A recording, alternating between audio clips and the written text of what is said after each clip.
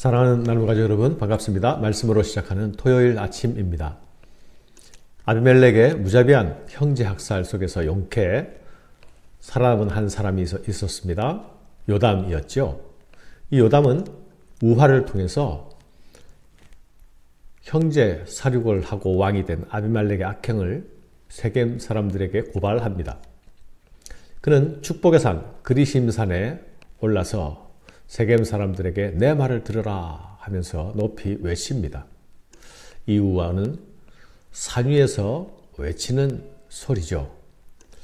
악행을 고발하는 장소가 축복의 산 그리심산이라는 사실 또한 매우 아이러니하지요. 우화의 내용은 이렇습니다. 나무들이 감람나무에게 왕이 되어달라고 하지만 감람나무가 거절합니다. 하나님과 사람을 영화롭게 해주는 기름을 생산하는 일이 내 일이야. 내가 이 일을 놓아두고 왜 왕이 되어서 우쭐거릴까 하는 것이 거절의 이유입니다.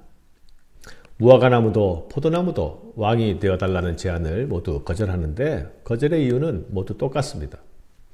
달고 아름다운 내 열매, 하나님과 사람을 기쁘게 하는 포도주를 만드는 내 열매를 놔두고 왜 내가 나무 위에 군림하는 왕이 될 것인가 하는 거죠. 이 나무들이 왕이 되어 달라는 요청을 거절하는 이유 무엇입니까? 자신들의 영광은 왕이라는 지위에서 나오는 것이 아니라는 것을 알고 있기 때문이죠. 자신들의 영광은 자신들의 각각 고유한 자기의 정체성 속에 있다는 것입니다.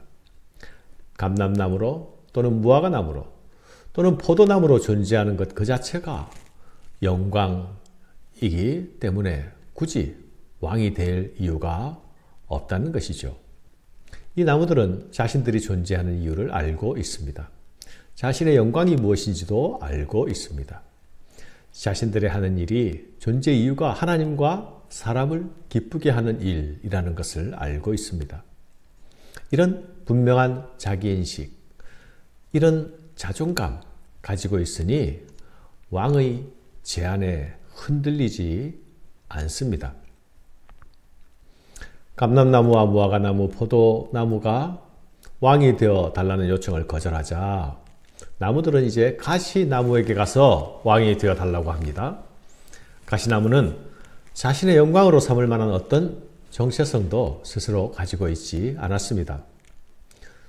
그런데 가시나무는 왕이 되어 달라는 제안을 거절하지 않고 받아들이죠. 그러면서 이렇게 말합니다. 가시나무가 나무들에게 이르되 만일 너희가 참으로 내게 기름을 부어 너희 위에 왕으로 삼겠거든 와서 내 그늘에 피하라.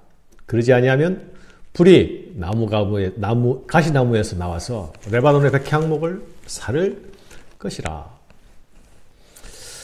내 그늘 아래 피하라. 그렇지 않으면 가시나무가 불을 뿜을 것이다.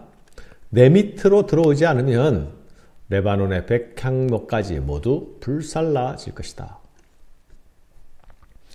가시나무를 왕으로 삼은 나무들과 가시나무가 모두 함께 망하게 된 이유가 이 우화 속에 담겨 있습니다. 가시나무를 왕으로 삼았으니 나무들이 불타 죽게 되는 비극적인 결과가 따라오는 것이죠. 포도나무나 감람나무, 무화나무들은 모두 이스라엘에서 흔한 나무였습니다. 흔하면서 매우 유익하고 유용한 나무였죠. 모두 아름답고 풍성한 열매를 가지고 있었습니다.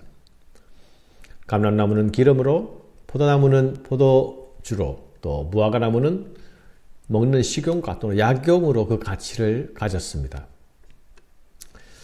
가시나무 또한 팔레스타인 땅에서 흔한 나무입니다. 키가 아주 작습니다. 30cm에서 60cm 정도밖에 되지 않습니다. 그래서 별로 쓸모가 없습니다. 불쏘시개처럼 연료로 쓰이거나 가시 울타리를 만드는 데 사용합니다. 가시나무는 키가 작기도 하지만 잎도 없어서 그늘이 없는 나무입니다. 가시나무 아래로 들어가면 가시에 찔릴 일밖에 없습니다. 그러니 가까이 갈 일도 없지요. 그런데 가시나무는 내 아래로 들어오지 않으면 불을 품어 모두 태워버리겠다고 하니 기가 막힐 일입니다. 드러내어서 자랑할 영광도 없고 자존감도 없고 자기 정체성도 없는 이 가시나무는 왕이 되어 달라는 요구를 수락하고 엄격한 조건까지 내걸고 있습니다. 사랑하는 여러분, 어떤 지위라도 하나님을 공경하고 사람을 사랑하는 자들만이 그 지위를 하나님과 사람 앞에서 유익하게 사용할 수 있습니다. 하나님을 두려워하지 않고 사람을 사랑하지 않는 자에게서 기대할 수 있는 어떤 선한 것도 없습니다. 세겜 사람들은 이런 가시나무와 같은 아비멜렉을 왕으로 받들어 세웠으니 그들의 미래는 말하지 않아도 뻔합니다. 요담은 우화를 들려준 후에 세겜 사람들에게 임할 저주를 경고합니다. 세겜 사람들이 행한 일은 불의한 연합이었습니다. 그들이 한 행동은 자신들을 구한 기드온의 헌신에 대한 배신이었습니다. 그들은 자신들의 이익을 위해서 무고한 사륙에 동참했습니다. 요담은 그들에게 묻습니다. 너희가 행한 것이 진실하고 의로우냐? 세겜 사람들은 이 산 위에서 외치는 소리에 대답해야만 합니다. 그들은 아비멜렉을 왕으로 세웠고 그를 도와서 불의와 연합하는 행동을 했기 때문이지요. 세겜을 향한 요담의 이어지는 경고는 이것입니다. 만일 너희가 오늘 여룻바알과 그의 집을 대접한 것이 진실하고 의로운 일이면 너희가 아비멜렉으로 말미암아 기뻐할 것이요 아비멜렉도 너희로 말미암아 기뻐하려니와 그렇지 아니하면 아비멜렉에게서 불이 나와서 세겜 사람들과 밀로의 집을 살을 것이요 세겜 사람들과 밀로의 집에서도 불이 나와 아비멜렉을 살을 것이니라. 사랑하는 여러분, 욕망의 선택, 분별력을 잃어버린 선택을 한 자들이 만나게 될 미래는 어둡습니다. 그들이 선택한 가시나무에 의해 불타 죽는 신세가 되는 것이죠. 실제로 요담의 이 말대로 아비멜렉과 세겜은 서로가 서로에게 망하는 원인과 도구가 됩니다. 악의 연합이 만들어낸 결론은 이렇게 허무한 결론, 비격적 결론, 서로가 망하는 결론에 이릅니다. 사랑하는 여러분, 너희가 행한 것이 과연 진실하고 의로우냐? 이 요담이 세겜 사람들에게 던지는 질문은 오늘 우리에게 던지는 질문일 수도 있습니다. 오늘 우리는 우리 앞에 있는 선택들 앞에서 이 질문에 대답할 수 있어야 하겠습니다. 내 눈앞의 유익보다 내가 가진 지연, 학연, 혈연의 관계보다 더 먼저 생각해야 할 것이 있습니다. 그것이 과연 진실한 것인가? 그것은 과연 의로운 것인가? 하는 것이죠. 요즘 뉴스에 대선 주자에 관한 보도가 연일 이어지고 있습니다. 앞으로도 몇 달 동안 계속되겠지요.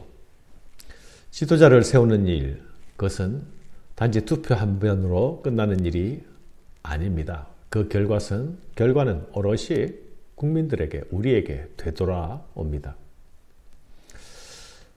우리가 이런 일에 임할 때에 내가 오른쪽 편에 있는지 나는 왼쪽에 속한 것인지 하는 것보다 더 중요한 것이 있습니다. 그것이 무엇입니까? 우리 스스로에게 진실과 의에 대하여서 물으면서 선택에 임해야 한다는 것이죠. 그것은 과연 진실한가? 그것은 과연 의로운가? 하나님도 우리에게 역시 진실과 의에 대해서 물으실 것입니다.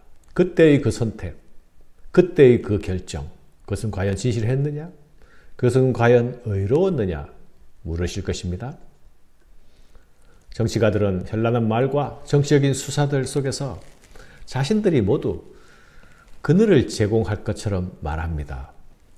그러나 우리는 그들의 말보다 열매로 판단하는 것이 더 지혜롭습니다.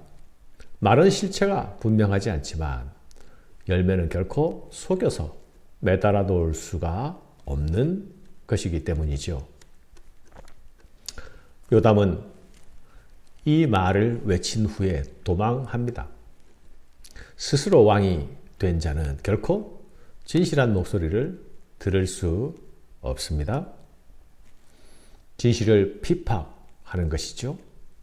진실과 의의를 버린 세상에 그 속에 사는 의인은 고통받는 것이 어쩌면 자연스럽습니다. 그러나 여러분, 하나님은 항상 진실과 의의 편에 서 계신다는 사실을 기억할 수 있기를 바랍니다. 감사합니다.